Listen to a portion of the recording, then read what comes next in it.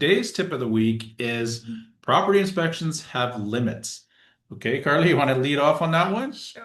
So we do property inspections to get to know the house, the potential house that you're purchasing.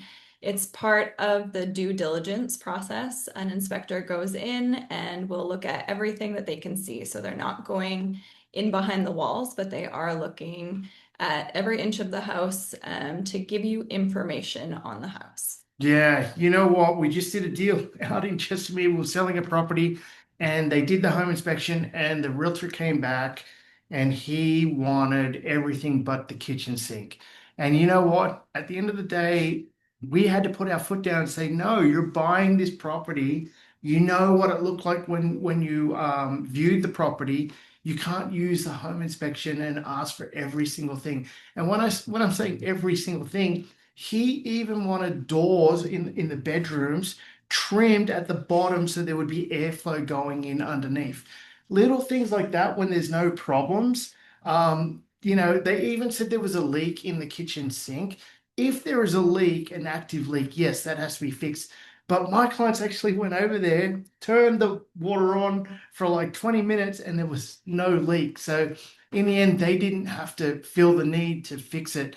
So you can't use that home inspection even in a market. And we say this all the time when the market's hot, and if our sellers have properties that may have some issues with it, that is the best time to sell those properties because the buyer isn't in a position to ask for anything really. Normally you have buyers lined up. Now the market's a bit soft right now. It's not crazy soft, and if the property's priced right, that's when an experienced realtor can hold his ground and say, no, you're paying fair value for this property. And that's exactly what we did in this Chestermere townhouse. Yeah, and certain things that do come up in the property inspection, like safety issues, they definitely have to be dealt with by the seller. And when we're talking about safety issues, we mean like loose electrical wires or, garage door sensors that aren't lined up, things that could really, hurt somebody if something goes wrong. But if it's just a cosmetic issue, guess what? That most likely isn't going to be dealt with by the seller because when the buyer went through the property, they saw all these cosmetic things. If the walls have some scratches or some paint missing or something like that, the buyer can ask for that to be rectified, but the seller doesn't necessarily have to do it because it's not really affecting the livability of the Mhm. house.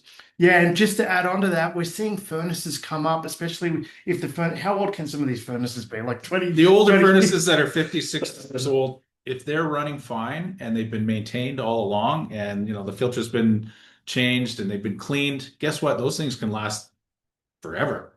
Yeah, so we're seeing home inspectors put in their report that they've reached their life expectancy, and that would go on hot water tanks as well.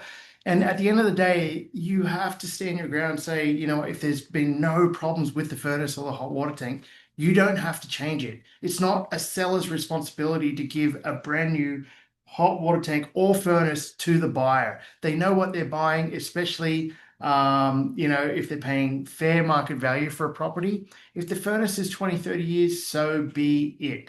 That is our tip of the week. If you are just listening to our first tip on Crew TV, subscribe, Calgary Real Estate Wealth TV. We have many tips out there to help buyers and sellers like yourself.